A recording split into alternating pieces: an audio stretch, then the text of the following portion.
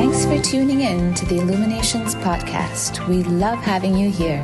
It is our mission to be a beacon of light on your journey towards conscious and mindful living. In our weekly episode, we bring you inspiring change makers in the field of spirituality, healing, personal growth, and wellness who share their insight and expertise so you can navigate your way to a happier, healthier, and more purposeful life. Hello, everyone, and welcome to the Illuminations podcast. I am your guest host for today. My name is Sonia, and I am the founder of Illuminations. We have a very, very special guest who I've known since we were kids. I have witnessed her talent and passion for music and singing for as long as I can remember. And seeing her live her dream and being famous for it makes me so proud. And I'm so happy to have her here today. Please welcome Sheena Melwani. Sheena is a media artist with roots as a singer and songwriter. With over 9.3 million followers on TikTok and 1.7 million followers on Instagram, she uses new media technologies and popular music to influence with a positive spirit, in partnership with the Real Indian Dad and currently living in Boston. Her journey has been nothing short of incredible. She's an absolute inspiration when she shared her story with me on how it all started from being a stay-at-home mom in Boston, raising two beautiful kids. I could see how such a special story it was. She is an absolute inspiration.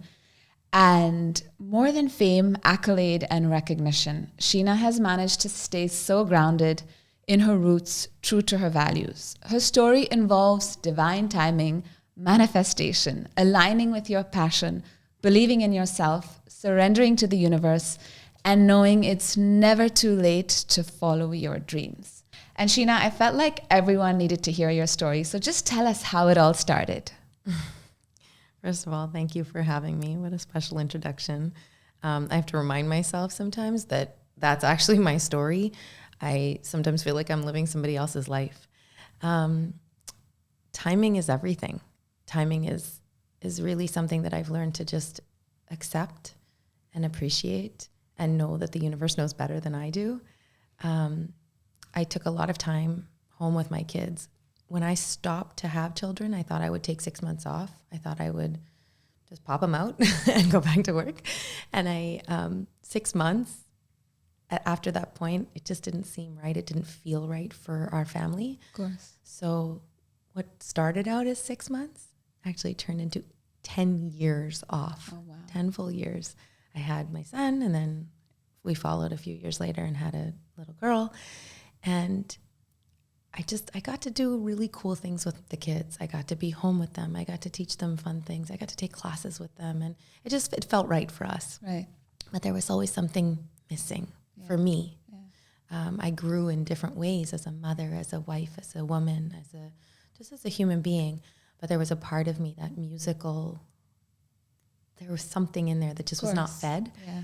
And I'm always talking about how I can grow and what I can do. And at that point in my life, it was like, maybe this is just not the path for me. Right. And my husband said, no, what do you mean that's not the path for you? That's what you're meant to do. Of course, you're so talented and, you've loved it. I've loved it. And I come alive when I sing, right? There's something in me that speaks to not people, but people's souls. Right. And it speaks to my soul, more importantly. That's where I literally come to life. And so I had set this deadline. Okay, when my daughter starts kindergarten, I'm going to go back to work, whatever that means. Right. And it was, who knew I was going to figure that out? But I gave myself enough of a buffer. Mm-hmm. And she started kindergarten, and I said, okay, let's take a minute. Let's understand what does social media look like now? What does the internet look like? It was very different from 10 years before. Of course. So I started thinking, okay, I'm going to post covers of things. I don't know. I'm going to understand what Instagram is, what Facebook is, what TikTok is. I didn't even know what TikTok was. It was just this app that kids used to use to dance, And then I was trying to figure it out, and then the pandemic hit. And all of a sudden I said, oh, I guess that's God's way of telling me that this is not it. I'm done. Yeah. And my husband said, what are you talking about? This is God's way of telling you to jump in head first. Everyone's home. Yeah. Everyone's on their phones. Everyone's on their computers. Everybody's scrolling, and they're home and they have nowhere to go. Yeah. So what we did was we turned on the computer. I went live and I sang for whoever was there. I did this live concert. Yeah, I remember that. Right. Yeah. My friends, my family from all over the world joined in, and they would just shoot like song requests at me. And I was like a human jukebox. And I would sing whatever they wanted to hear. And we just kind of all got through it together those first few weeks, those first few months. And it was still just very small and intimate. And one night, after I had finished one of those live concerts, I had the camera recording, and my husband didn't know that it was still running. And I said, okay, I'm just going to record a little content for tomorrow. And there was this song that was pretty popular at the time. If the world was ending, you'd come over, right? You remember that song? Yes. And from the back, he didn't know that I was filming, and he said, false. I sang, you'd come over and you'd stay the night. And he said, Of course I remember. That's a horrible idea. If the world was ending, who the heck would come over? Why would anybody come to your house if the world was ending? Yeah. And I wasn't laughing, and he was wondering why I was so serious and why I was just plowing through my song. And the more I kept singing, the more he kept like jumping in, and he got more aggressive and just funnier in his comments. And finally I burst out laughing. Yeah. And he finished his rant by screaming, close the windows. And I was like, what are you doing? And what ended up happening was we had this really funny and cool and authentic piece of content. It was very authentic. It was very authentic. Yeah. It came out of nowhere. Yeah. It was not scripted. It was not planned. And you didn't even try. That's the thing. You were just doing your thing. We were just doing our thing. And that's how we are at home. Yeah. We were just being ourselves. Yeah. I sing, and he is just this beacon of lightness and humor. And COVID was a really hard time for so many people, including us. And what we tried to do in our home was just keep that lightness. And so we were just doing that. Right. And so we ended up with this really funny piece of content, and it didn't feel like it belonged on Instagram. Yeah. And it was too short for YouTube. And my brother had been telling me, you guys got to get on TikTok. People are so funny on TikTok. People do the dumbest things and the funniest things and the craziest things, but they're just themselves. Yeah. And so I threw it up on TikTok, and it went viral. Viral as in? Like hundreds of thousands of views. That's crazy. And people were loving it. They loved the dynamic. They found it to be such a cool concept. Yeah. And we're like, oh, this is a cool, funny fluke. Like, ha, ha, ha. Like a one-hit wonder, you thought. Yeah, absolutely. And we actually had a bet going in our family. We had a small group, my brother, my sister-in-law, and my husband, some friends. We had this small group on WhatsApp, and it was like, which one of us is going to actually put a TikTok up that's going to get more than like 50 views? We'd get to like 53, get really excited, and it would die. Right. Somebody would get to like 78, and it would die. Yeah. And then when we put this video up, we had this bet going, like, who's going to cross 1,000 views first? And this video just like went crazy. And so we're like, is this a fluke? Yeah, What's happening? Should we try again? And we tried again the next day or 2 days later. And even that took off. And what we realized over time, we kept doing it. And what we realized over time was it was tapping into two really cool art forms, two really cool strengths, both music and comedy, joy. There was this aspect of like family and togetherness. And it just was making people laugh, at a time when a lot of people were struggling with their mental health. Right. A lot of people were struggling to, this whole real understanding of the unknown, this fear of the unknown, really. Right. Including us. Including Yeah. us. And it gave us a lot of joy, and it gave us some purpose. It gave us something to do while we were all in lockdown, and it gave us something to look forward to every night. It was a way for us to spend time together. Yeah. And we just kept doing it. And the more we did it, the more we grew as a team, as people, as just in this concept of what we were creating on social media. We learned, and it just started from there. That was really the moment of takeoff. Yeah. I know I was having a conversation, with you just the other day, and, a lot of people have this perception of Instagram or like social media being very negative. It's, Instagram isn't real life. People portray a certain image. But when I was speaking with you, I realized that you guys actually use this platform to spread so much positivity, so much joy. And there are a lot of things that you guys do that people actually don't even know about. And you told me a couple of stories, and I felt it was so heartfelt. And I know it's really intimate, but if you could just share with us a little bit about that and, the kind of, people you work with, or, just a few inspiring stories in your space that you guys have come across. Absolutely. So, I know that there is this juxtaposition of two thoughts when you're on social media, right? You have this, what you see, and it's not necessarily what's actually in fact happening, right? Right. What we do is we try our best to bring our most authentic selves.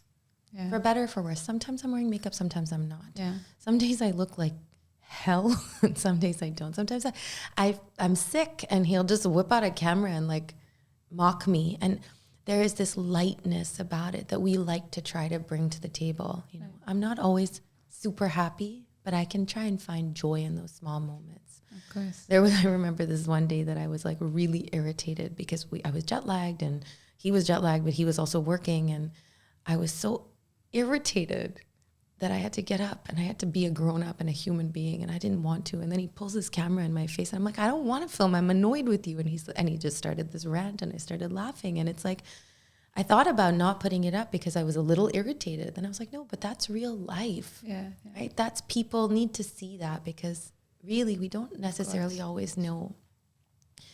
And the messages that I've gotten from people really highlight the fact that they enjoy that the most. Right. They enjoy seeing that other people can live normal lives. Yeah. It's not all perfect. And so I'll open up a discussion on my stories, and I'll say, tell me how you're feeling. And we talk about mental health. We talk about all these things. And we have a platform where we can really pay that forward. Yeah. You know, and I don't really, I can't even remember all of the stories or the communications that I've had with people, but some of them are really heartbreaking. You know, people have really struggled a lot. So wherever, if we can send them a little sunshine, if we can make them a little video to wish them happy birthday, to give them a little encouragement through a hard time, we try our best to do it. You know, I know that it's hard to reach everybody, but we do try. That's amazing. I think in one instance in particular, the one we were talking about, we were very fortunate to receive a gift that we were able to pay forward. And I didn't do it for the accolade. I didn't do it to tell anybody. We actually didn't post about it on social media at all. But it was just to pay forward and spread a little sunshine and spread a little positivity. I feel that this platform has allowed us, it's opened a lot of doors, and it's allowed us a lot of cool experiences that people get to see. And sometimes I'm like, I'm fortunate enough that I can have that experience again next time. But I want to give it to somebody else. So take your kids and go and enjoy this on our behalf, or paying it forward. Yeah, absolutely. Some days I'll buy, you know, an amount on Starbucks, and I'll just put it up in my stories, and I'll say, here, go buy yourself a coffee today on me, wherever you are in the world. And our audience is global. So I try to do things that people all over can appreciate, you know. We've done concerts where we've gifted like just things that we've gotten to people that join the concert. We do fundraisers for nonprofits and things like that. And I think that that's what it's about. We have this platform. How do you pay it forward? You know? And that's what I love about you guys. And, you know, and in our conversation the other day, we were talking about like New Year's resolutions. And I've known you since we were like literally kids. And do you want to tell everyone how long ago? Why don't you go ahead and do that? Well, we were pen pals back when people actually wrote letters to each other. I know. And, you know, and it's amazing, you know, because you're exactly what, you know, who you were 8 years ago, or like when we were kids. Like, you've been so, you know, normal about everything and unfazed. And it was so cute to see like everyone on the streets at the Dubai Mall just trying to stop you and take a picture. And I'm like, this is Sheena. You know, it's just Sheena. Exactly. Yeah. And it's amazing how you guys have managed to stay so grounded. And so back to New Year's resolutions, you were telling me, you know, and I felt that really resonated with me. It was something really special that you said. If you could share it with the listeners, that'd be really nice, you know. Sure. So I have 2 New Year's resolutions. I'll tell you both of them. Okay. The first one was to be quiet. I spend a lot of time talking. I spend a lot of time laughing. I'm very vocal. I have a big presence on social media as far as my space is concerned, right? So it's to be quiet, because that's when you can really understand what's happening around you. You take everything in. The second is to stay like on one level. Neutral. Grounded. Neutrality is like huge for me, because unfazed. I mean, I like to think that I can try my best to remain unfazed, but that neutrality, I think there's some really, really amazing experiences that we've that we've had the privilege of having over the last few months. You've won a couple of awards. You've I don't know, please share with our listeners all that you've achieved firstly. Well, you're so sweet. I sang the anthem at the field, this amazing field in Massachusetts. It's called Gillette Stadium, and I was able to sing the national anthem for a Patriots game. There were 65,000 people there. Wow. It was incredible. The people were screaming. And when people are screaming and cheering for you and that kind of energy, that can go to somebody's head. Right. You know, you can start believing, yeah, of course, I'm the girl that sang the anthem. Do you know who I am? But I don't feel like that's beneficial to anybody. Right. It's not beneficial to me because I lose the importance and the value of what it is, this amazing experience that I'm being given the opportunity to experience. And also, it's not doing justice to any of those. The reason that I'm there is because all of the people around me. Right? So that high, that's not my high. Yeah. I get to be on the receiving end of something, but I try not to make the highs feel too high. That way the lows don't feel so low. Right. That neutrality or that feeling of balance, I think, is the most important thing, because you don't lose yourself in that chaos. I don't want to get lost in the chaos. Of course. And so my visual for that is like if you see a fire, like a blazing fire, you know, the orange and the yellow, the flames going everywhere. I almost imagine myself that little blue, I don't even know what it's called, but this at the center of the fire. I want to stay that calm and that balanced and that grounded.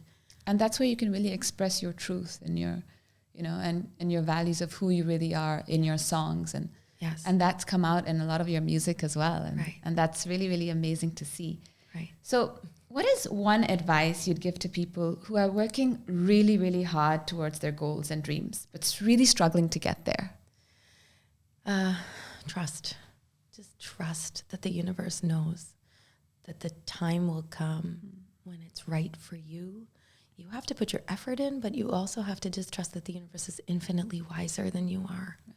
And the other thing is be yourself. Be unapologetically yourself. I just feel like the more I am myself, the more life gives me, you know, and the more I make connections with people, and they're real connections, right? You can have these amazing conversations with your friends and the people around you only when you choose to be yourself. Yeah.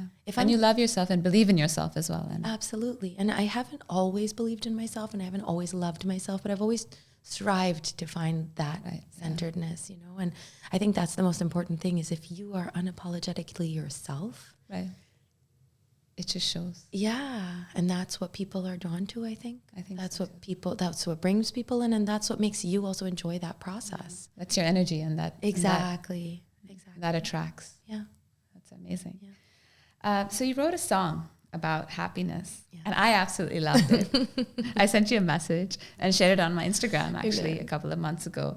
And of course, you're such a talented, you know, powerhouse of a singer and a songwriter. So before we leave, I would love if you could share a little bit of your voice with the audience. Absolutely. I would love to. And can I share the story? Do you know the story behind this song? Please share.